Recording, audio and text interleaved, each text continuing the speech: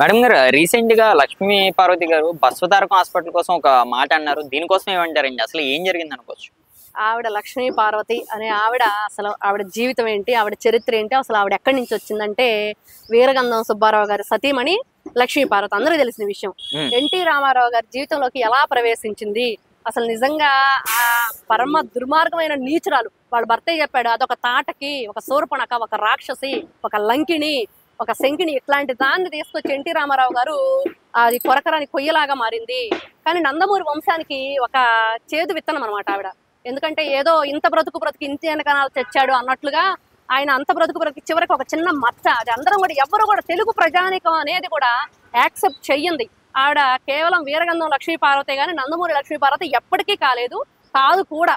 ఆవిడ ఏదో అవి దొంగతనంగా తీసుకొచ్చిన ఈ సర్టిఫికెట్స్ తీసుకొచ్చేసి ఆయన వీలునామా రాశారు, పలానా వాళ్ళు దానికి సాక్షి సంతకాలు ఉన్నాయి, మరి వాళ్ళు చనిపోయారు కాబట్టి వాళ్ళ పిల్లలు దానికి సాక్షి అని వాళ్ళు వచ్చేసి మా నాన్నగారు మాకు చెప్పారని చెప్పడం. కానీ కోర్టు మాత్రం యాక్సెప్ట్ చేయలేదు, గట్టిగా మొట్టికాయలు వేసింది. అసలు ఎవరు వాళ్ళు, చనిపోయిన వాళ్ళు వాళ్ళ పిల్లలు వచ్చి చెప్పడం ఏంటి, ఇవన్నీ సంతకాలు ఏంటి, గొడవ ఏంటి, అసలు మీకు క్యాన్సర్ హాస్పిటల్కి సంబంధించి ఎటువంటి వీలునామాలు ఏమీ లేవు, దానికి సంబంధించి మీకు ఎటువంటి హక్కులు కానీ అర్హత కానీ లేదు. ఆవిడ జీవిత చరిత్ర ఆవిడ గురించి చెప్పుకుంటూ ఉంటే ఎన్ని రకాలుగా, ఏ రోజు కూడా మీరు బాలకృష్ణ గారు కానీ, నారా చంద్రబాబు నాయుడు గారు కానీ, అలానే ఎన్టీ రామారావు గారి కూతుర్లు ఎవరైతే ఉన్నారో వాళ్ళు ఎవ్వరు వాళ్ళ నోటి వెంట ఏనాడు ఆవిడ పేరు ఉచ్చరించాల. పదే ఈవిడే అసలు ఈవిడ ఎన్టీ రామారావు గారి భార్య అని చెప్పుకోవడానికి ఈవిడ దగ్గర ఒక్క క్వాలిఫికేషన్ ఏదన్నా ఉందా? ఏ క్వాలిటీ లేదు. ఎందుకు? ఆయన కాలేజీ పేరు మారుస్తుంటే మాట్లాడలేదు, సరే ఆయన విగ్రహాలు ధ్వంసం చేస్తుంటే మాట్లాడలేదు, మళ్ళీ ఈ రోజున వచ్చి బసవతారకం క్యాన్సర్ హాస్పిటల్ నాకు భాగం కావాలంటుంది. మరి ఆ రోజున ఏం చేస్తా, అసలు నువ్వు ఈ రోజు ఏ పార్టీలో ఉంది? ఆవిడ వైఎస్ఆర్సీపీ పార్టీలో ఉంది. మరి నీ భర్త అని చెప్పుకుని ఎన్టీ రామారావు గారి పార్టీలో లేవు, మరి ఒక కార్యకర్తలాగా పనిచేయాలి, పనిచేస్తేనే కదా నీది అనేది ఉండిద్ది. ఈ రోజున కార్యకర్తలు ఏ విధంగా, అసలు ఏ సంబంధం ఉంది? ఒక్క తెలుగు నేల, తెలుగు జాతి అనే ఒక్క సంబంధమే కదా అందరిని ఒక చోట చేర్చింది. మరి అట్లాంటి వాళ్ళే ఆ రకంగా పనిచేస్తుంటే నువ్వు మరి ఎన్టీ రామారావు సతీమణి అని చెప్పుకుంటూ మరి ఏం చేసింది ఈవిడ? ఏమి చేసింది ఏమీ లేదు. ఈవిడ చేసిందల్లా ఒకటే, ఆ ఇంటి పేరుని ఆయన పేరుని అన్ని కూడా చెడగొట్టడానికి ఒక రాక్షసుగా తయారైంది. ఆవిడ గురించి చెప్పుకోవాలంటే నిజంగా అంత చండాలం ఇంకోట్లేదు. కానీ మరి ఇప్పుడు రీసెంట్ గా మనం ఆ ట్వీట్స్ అయితే చూడొచ్చండి, ఆమె మాట్లాడే మాటలైతే వినొచ్చు.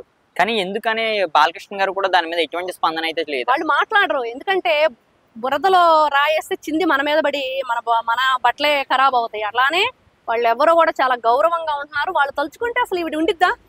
ఆవిడ తలుచుకుంటే ఈవిడ అసలు ఇక్కడ ఉండగలిగిద్దా?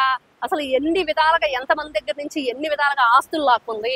మరి ఈ రోజు ఉంటుంది ఇల్లు కూడా ఎన్టీ రామారావు గారిదే. మరి వీళ్ళంతా కూడా దానంగా వదిలేశారు.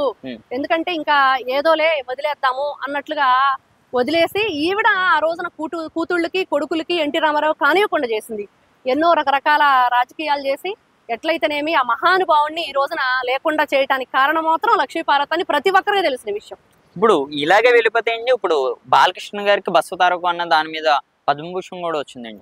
మరి ఈ పేర్లు అన్ని మరి ఇట్లా పరిస్థితి ఏమయ్యే అవకాశం ఉందండి? ఏమి ఉండదు. అసలు దీనికి సంబంధించి కోర్టు కూడా కేసు కొట్టేసింది. అసలు ఈవిడ తెచ్చిన ఎలిగేషన్స్ అన్ని ఏదో వెంట్రుక వేసి కొండల్లో అయితే వస్తే కొండ, లేకపోతే పోతే వెంట్రుక అన్నట్లు ఆవిడ ప్రయత్నం చేసింది. రేపు జగన్మోహన్ రెడ్డి గారి ఆస్తుల మీద కూడా వేసింది కావాలంటే. ఆవిడకి పోయేది ఏం లేదు.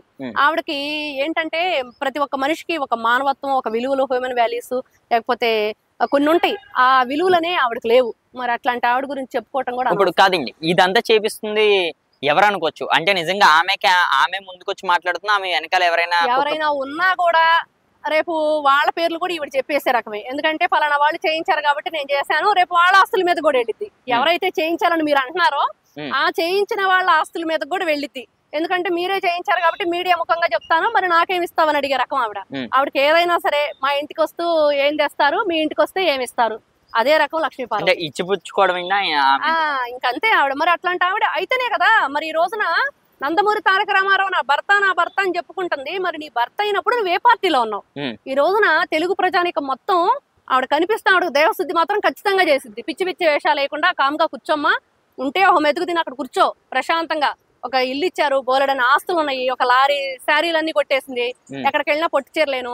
మరి ఈ విధంగా ఒక వెలిగింది కదా ఒకప్పుడు అడ్డం పెట్టుకుని ఒక పెద్ద ఆయన్ని. మరి అలా కామ్గా ఉంటావా? ఇలానే ఫాల్స్ ఎలిగేషన్స్ తీసుకొచ్చావంటే ఖచ్చితంగా ఏదో ఒక రోజు వీళ్ళైతే కొట్టేస్తారు. మీరు ఒక తెలుగు మహిళగా ఈ టాపిక్ మీద మీ ఒపీనియన్ ఏంటండి? నా ఒపీనియన్ అయితే ఆవిడ మాత్రం అసలు అనర్హత, దానికి దేనికి కూడా ఆవిడకి అర్హత లేదు. ఎన్టీ రామారావు గారి భార్యనని చెప్పుకునే అర్హత లేదు. అది స్వయంగా వాళ్ళ భర్తే చెప్పాడు, వీరగంధం సుబ్బారావు గారు. మరి జగన్మోహన్ రెడ్డి గారితో కలిసి ఈవిడ చేసే విధానం ఎట్లా ఉండిద్దంటే, పల్లెటూరులో ఒక సామెత ఉండేది, పెద్దవాళ్ళు చెప్తూ ఉంటారు, ఇడిసేసింది విడిసేసింది ఇయ్యమందుకుంటే అంతకంటే ఇడిసేసింది వచ్చి హారతి ఇచ్చిందంట. అలా ఉండిద్ది ఈవిడ జగన్మోహన్ రెడ్డి గారి గురించి మాట్లాడుకోవడం. ఇప్పుడు నిజంగా జగన్మోహన్ రెడ్డి గారు ఈమె వెనకాల ఉన్నారని మీ అభిప్రాయం? అంటే ఇప్పుడు మీరు చెప్పే ఉన్నారా లేరా అని అంటలేదు. ఇంతకు ముందు వైఎస్ఆర్సీ పార్టీలో అయితే ఉంది కదా ఇప్పుడు ఆవిడ, అది అందరికీ తెలిసిన విషయమే కదా.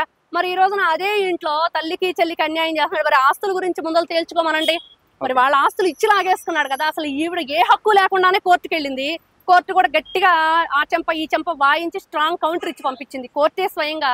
మరి ఈ రోజున ఆ తల్లికి చెల్లికి ఇచ్చిన గిఫ్ట్ గా ఇచ్చిన జగన్మోహన్ రెడ్డి వెనక లాగేసుకున్నాడు.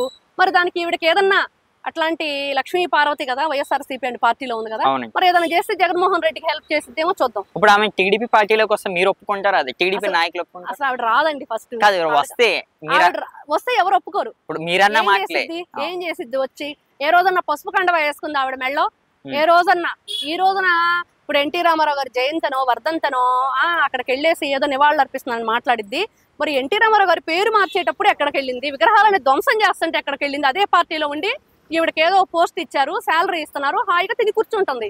వాళ్ళు ఏది మాట్లాడమంటే అది మాట్లాడి చంద్రబాబు నాయుడు గారి గురించి, బాలకృష్ణ గారి గురించి, లోకేష్ గారి గురించి పిచ్చివాగుడు వాగుతూ, పవన్ కళ్యాణ్ గారి గురించి, లోకేష్ గారు తండ్రి పవన్ ఎవరైతే నారా చంద్రబాబు నాయుడు గారు ఉన్నారో ఆయనకంట పెంపకం జాత కదంట.